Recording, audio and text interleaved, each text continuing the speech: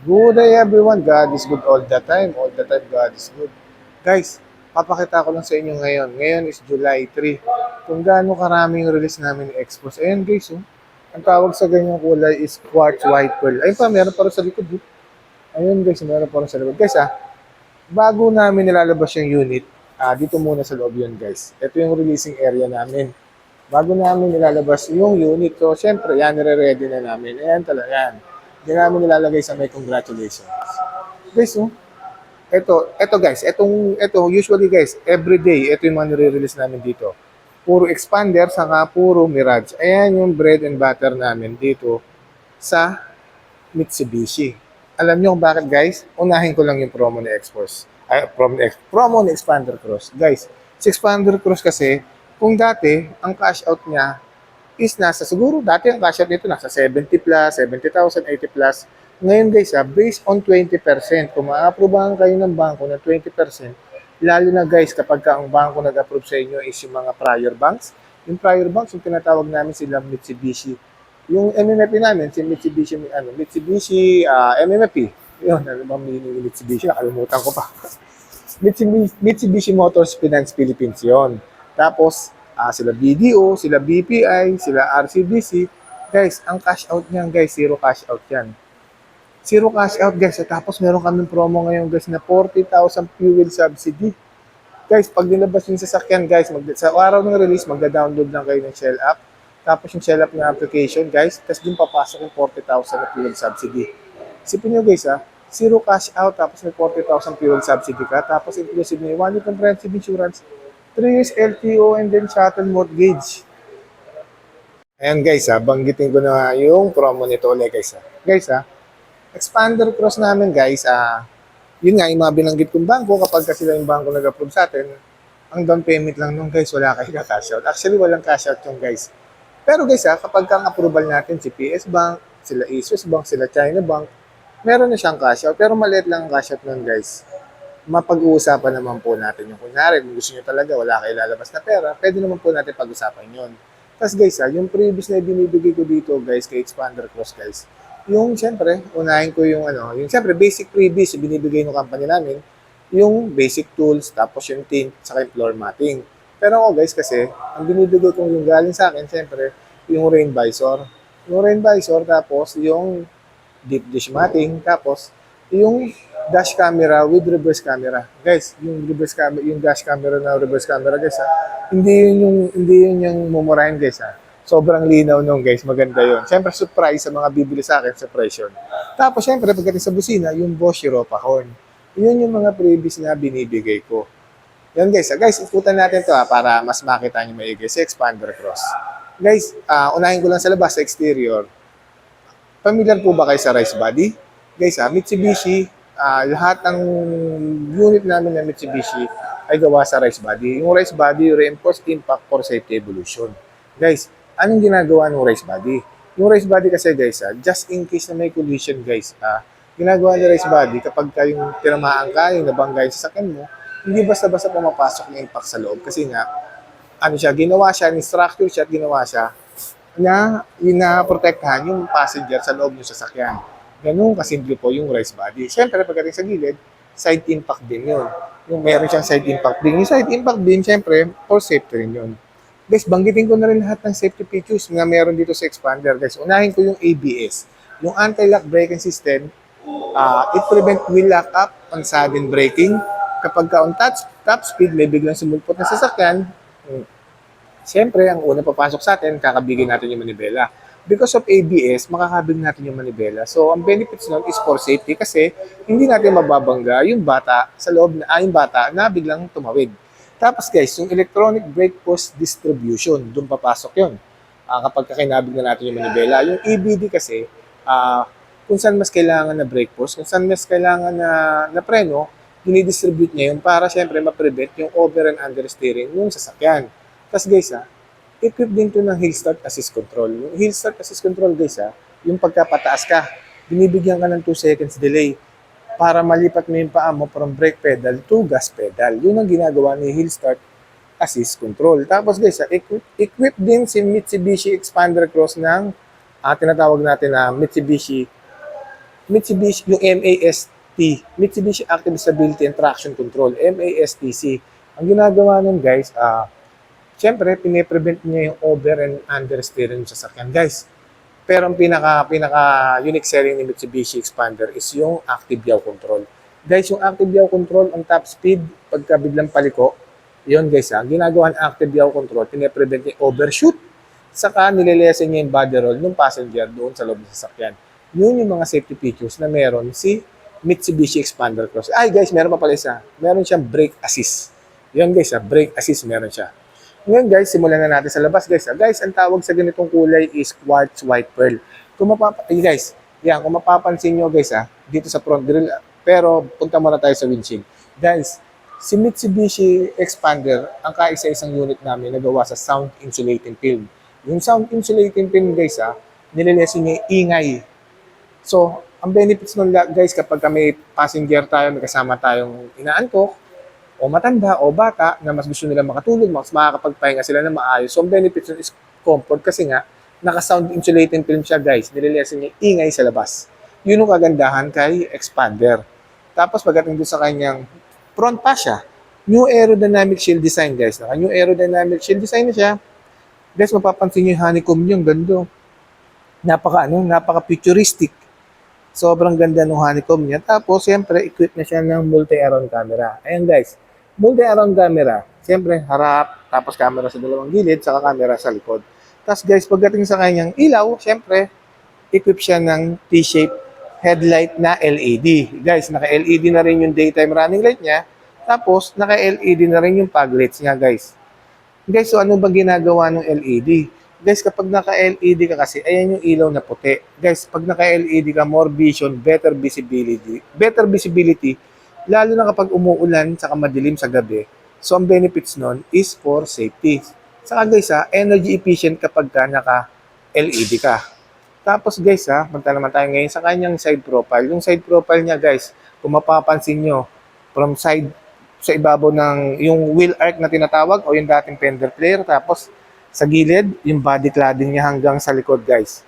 Hanggang sa wheel arc dun sa likod, guys. Naka ano siya, guys. Naka body cladding siya. Yan. Napakaganda nung napakaganda nung mugs. Japan na Japan look. Eto, guys, dito tayo sa kabila. Yan, guys, oh. Sobrang Japan look. Ayan, guys.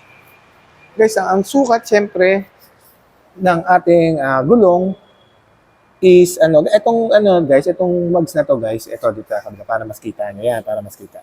Yan guys, two-tone alloy wheel na 17 inches yan guys Ngayon ang sukat ng kanyang gulong is wait lang guys hanapin natin kung ano yan, 205 by 55 R17. Tapos syempre ventilated disc brake sa harap, tapos sa likod naka drum brake. Tapos guys ang suspension ni Expander guys yung suspension sa Subaru, konting preview lang guys. Yung suspension sa Subaru, yung MacPherson strut coil spring with stabilizer bar sa harap, tapos sa likod torsion beam. Yun yung suspension ni Expander. Tapos guys, siyempre, equipped with the LED turning signal light yan guys. Ito guys, automatic retractable yan. Kapag inopen mo, pusa siyang bubukas. Kapag kinlose mo, magsasara din siya. Tapos guys, siyempre, top of the line to, equipped siya ng keyless operating system. Ayan guys, keyless operating system. Guys, yung keyless operating system guys, within 70 centimeters guys, kahit nasa bulsa mo lang yan. Sa bulsa mo lang, di mo ilalabas yung susi mo guys, nakakapasok ka sa loob. Yun yung advantage kapag naka-keyless operating system ka. Tapos guys, punta tayo sa kanyang likuran. Pakita ko na rin yung likuran guys. Tapusin ko na buong exterior. Tapos guys, dito naman sa kanyang likod, kung mapapansin nyo yan guys, equipped with the built-in spoiler na yan guys. Built-in spoiler with high mount stop lamp o tinatawag natin na third brake light. Tapos syempre, naka-T-shape tail light na combination ng LED and then ng halogen. Tapos guys, meron siya syempre yung camera. Kasi nga, multi-around camera yung camera niya. Ayan. Tapos dito sa kanyang rear diffuser, ayan, sa rear diffuser guys, nakikita nyo napakaganda rin. Sobrang bagay na bagay yung body cladding. Merong light reflector yan. Ganda rin yung rear diffuser. Ayan guys. Ito guys, expander din yan. Ayan, expander. Ito naman expander GLS. Ayan, expander GLS. Ang tawag sa ganitong kulay guys, quartz white pearl na two-tone. Ayan ang tawag sa ganyang kulay. Quartz white pearl na two-tone. Ngayon guys, balikan ko lang uli yung promo ha. Napakababa ng promo niyan guys. Zero cash out. Tapos, sipin nyo guys ha. Zero cash out inclusive na yung 1 year comprehensive insurance, 3 years LTO and then shuttle mortgage. Tapos ang kagandahan doon guys, sa ganung promo namin guys, meron pa kayong 40,000 na fuel subsidy. Kapag nilabas niyo yung sasakyan guys, merong kayong Shells app na application, ipada-download namin dito sa loob ng opisina. Tapos guys makaka-receive kayo doon, doon yung marireceive yung 40,000 na fuel subsidy nitong expander na to. Napakaganda nun. Tapos guys, yun nga, yung binibigay ko pang promo, syempre, yung binibigay ko pang previous, yung Bosch Europa Horn, tapos yung deep dish matting, tapos yung sa dash camera, syempre, yung sa dash camera, yung binibigay natin sa dash camera, yung magandang dash cam yung guys, with reverse camera. Tapos syempre, yung rain visor. Yun yung mga binibigay kong papilis. Tapos guys, kung just in case guys nalalagay ko yung contact name ko, with my contact number dyan, just feel free to inquire guys. Madali lang po ako kausap.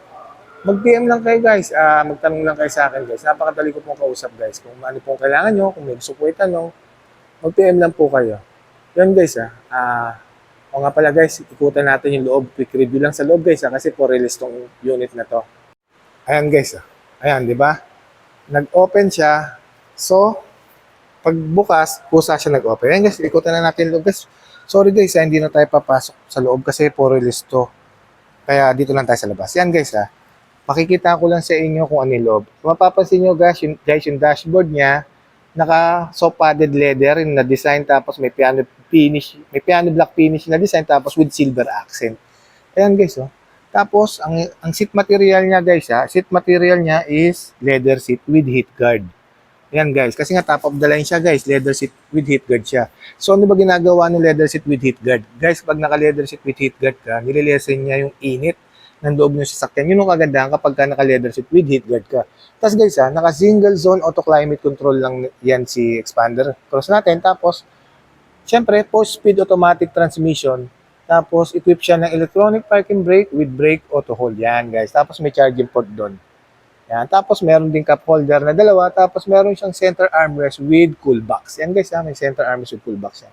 Tapos, steering wheel niya, guys. 3-spoke leather wrap steering wheel. Tilt and telescopic adjustment yan, guys. Tapos, siyempre, dyan sa kaliwa yung audio control. Tapos, dito naman sa kanan yung cruise control. Tapos, meron din yung voice command. Yan. Yan guys Ganda no? Ganda ng first row. Tapos sa ceiling niya guys yan yung kulay ng ceiling niya. Guys, pakita ko sa inyo yung second row ha. Dito naman sa kanyang second row guys, yun may charging port doon. Tapos syempre may seat belt, tapos may aircon vent, may isofix dito. Yan, may isofix diyan. Yan guys. Tapos guys pakita ko lang din sa inyo guys yung third row. Yan guys. Third row niya guys, may seat belt din doon. May charging port din diyan guys Tapos meron ding cup holder yan. May cup holder din dyan. Ayan guys. Tapos syempre ito, doom light. May doom light. Ayan guys, yan yung third row. Second row. Napakaganda no? Sobrang ganda ng expander. Yung guys banggitin ko lang ulit sa inyo guys. Kung bakit maraming bumibili ng... Chip, thank you so much Banggitin ko lang ulit sa inyo guys kung bakit maraming bumibili ng expander. Kasi nga naman guys bukod sa napakaganda ng ride ng expander guys, napakatipid pa nito sa gasolina. Alam niyo ba guys, kung ano ang fuel consumption nito guys? Guys, city driving to guys ilang taon na ako sa Mitsubishi. Since 2018, nung bumalik ako Mitsubishi, nilabas to sa expander. Isa lang sinasabi nila, fuel consumption guys sa city driving guys. Nagto-12 to guys, 12 to 14. Siyempre, pagdating kasi sa fuel consumption, meron tayong mga sinusunod. Meron mga factors na sinusunod. Driving habit, road condition, saka siyempre, yung kung loaded ba yung sasakyan, saka yung, ano mo yun guys, kung yung depende pa rin sa sitwasyon sa init ng panahon o malamig pa. Ganun din yung kasi guys, kinukonsider din yung klima rin pagdating sa fuel consumption.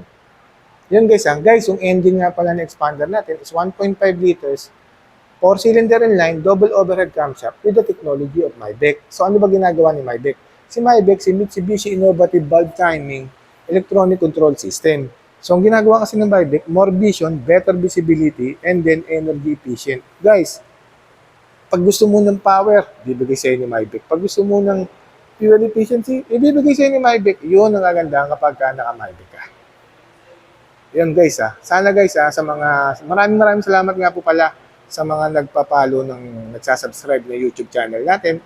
Um, Sana po isama niyo po ako sa prayers niyo for this month na sana makakota ulit tayo katulad last month nakakota po tayo. Nagpapasalamat po ako sa mga client ko po na nakuha rito sa YouTube, sa mga nagtiwala sa akin. Maraming salamat po and God bless po. Yun po, once again, this is Winfred Dipos po ang lagi nagsasabing anumang hirap ang pagdaanan natin dito sa mundo, mananatiling mabuti ang Diyos. Maraming salamat po. God bless everyone. Thank you po, Lord. Thank you po. Salamat po. God bless po.